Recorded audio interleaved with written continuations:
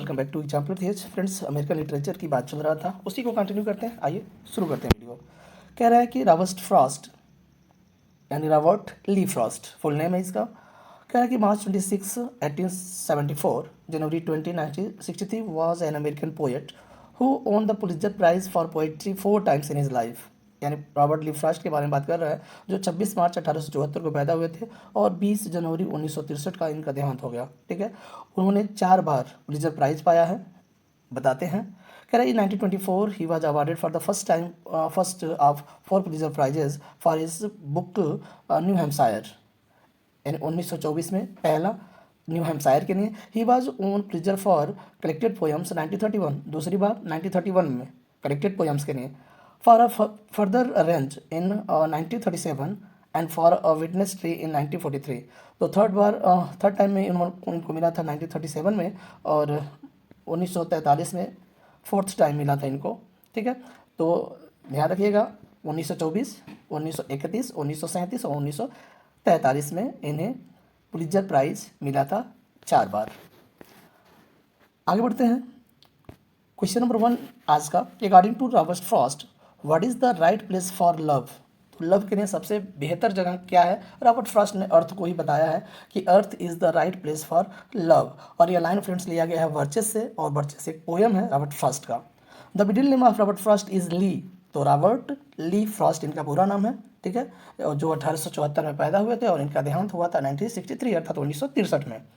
विटमैन्स poem crossing Brooklyn फेरी contains, तो कह रहा है 9 सेक्शन है इस पोएम में, और यह पोएम आया था 1856 में। 1856 में आया था, और यह लिया गया है लिप्स ऑफ क्रॉस, जो इनका पोएम कलेक्शन है लिप्स ऑफ क्रॉस, जो 1882 में आया था, इससे लिया गया है। यानी इसी में क्रॉसिंग ब्रुकलिन फेरी जो पोएम है वो लिप्स ऑफ क्रॉस में इंक्लूडेड है। क्लियर है? आगे कह रहा है कि when was Robert Frost born, तो 1874, और डेथ इनका जो हुआ था 1963 में। ठीक है। Who among the Indian politicians was inspired by the following lines. तो लाइन्स क्या है सुन लीजिए। The woods are lovely dark and deep but I have promises to keep and miles to go before I sleep and miles to go before I sleep। तो यह line जो है लिया गया है friends stepping by woods on snowing evenings, जो 1923 में publish हुआ था। रॉबर्ट फ्रॉस्ट की लाइन है, और इस लाइन से प्रभावित हुए थे भारत के पहले प्राइम मिनिस्टर पंडित जवाहरलाल नेहरू। ठीक है, आगे बढ़ते हैं। Ernest Hemingway was awarded the Nobel prize for the novel the old man and the sea. ठीक है, नोबेल प्राइज मिला था 1954 में, और the old man and the sea जो आया था 1952 में आया था। The character Robert Jordan figures in, तो कहना है कि जो रॉबर्ट जॉर्डन फिगर्स या कैरेक्टर है वो क्या बोलते हैं, for whom the bells tolls, एक नावल है, हेमिंग्वे का नावल है, और हेमिंग्वे के नावल में यह कैरेक्टर देखने को मिलेगा रॉबर्ट जॉर्डन। ठीक है, एक प्रकार का एक वार नावल है, for whom the bells tolls, और ये आया था 1940 में। ठीक है, 1914 में। From which poem of Walt Whitman the following lines taken? O powerful western fallen star, O shade of night, O moody tearful night। तो कह रहा है कि यह जो लाइन लिया गया है when lilacs last in the dooryard bloomed, इस पोएम से लिया गया है। यह एक लॉन्ग पोएम है, एक तरह से कह सकते हैं एलजी है अब्राहम लिंकन पर, और ये आया था 1865 में पब्लिश हुआ था यह पोएम। ठीक है, ध्यान रखिएगा अब्राहम लिंकन पर बेस्ड एक एलजी है वॉल्ट व्हिटमैन का। ठीक है, आगे बढ़ते हैं। इन 1940 यानी 1914 में first world war begins and Robert Frost publishes his work. तो कह रहा है कि कौन सा ऐसा वर्क था जब 1914 में प्रथम विश्व युद्ध शुरू हुआ, तो नॉर्थ ऑफ बोस्टन है, नॉर्थ ऑफ बोस्टन, और नॉर्थ ऑफ बोस्टन एक पोएम है 1914 में पब्लिश हुआ है, रॉबर्ट फ्रॉस्ट का पोएम है। Faulkner sound and the fury was published 1929, 1929 में पब्लिश हुआ फॉकनर का साउंड एंड द फ्यूरी। ठीक है, आगे बढ़ते हैं कि Hamlet was written by Shakespeare, the Hamlet was written by Faulkner. तो ध्यान रखिएगा हैमलेट जो आया था 1599 टू 1601 में, एक ड्रामा है शेक्सपियर का, और कह सकते हैं ट्रेजेडी है। लेकिन द हैमलेट की अगर बात करते हैं फ्रेंड्स, तो यह एक नॉवेल है विलियम फॉकनर का। ठीक है, ये भी ध्यान रखिएगा, ये आया था 1940 में ये भी। ठीक है, द हैमलेट नॉवेल है विलियम फॉकनर का, और हैमलेट ट्रेजेडी है शेक्सपियर का। Catherine Barkley is a character from Ernest Hemingway is famous novel which is, तो कह रहा है कि जो कैथरीन बर्कले है वो कैरेक्टर है हेमिंग्वे के एक नॉवेल का नाम है affair to arms, a farewell to arms, a farewell to arms, और आया था 1929 में।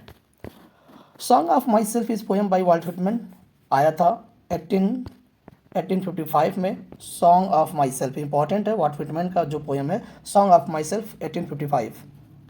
विच poem expresses Frost statement that a poem begins in delight and ends in wisdom, तो कह रहा है कि stopping by woods on a snowy evening जो पोएम है जो 1923 में आया था, उस पोएम की बात कर रहा रॉबर्ट फ्रॉस्ट ने एक्सप्रेस किया है।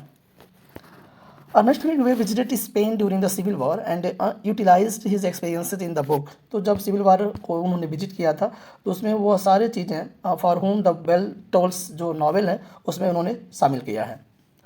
वाल्ट व्हिटमैन, इसीलिए इसे वार नॉवेल भी बोला जाता है फ्रेंड्स, ध्यान रखिएगा। Walt Whitman's poem O captain my captain is sad mourning the death of great man, तो ग्रेट मैन ये भी एक तरह का एलजी पोएम है, कह सकते हैं अब्राहम लिंकन पर बेस्ड है ओ कैप्टन माई कैप्टन, जिसमें शिप को डेमोक्रेसी अर्थात यूएसए जो अमेरिका को माना गया है और जो शिप का कैप्टन है अब्राहम लिंकन को माना गया है, उनके डेथ पर यह पोएम लिखा गया है।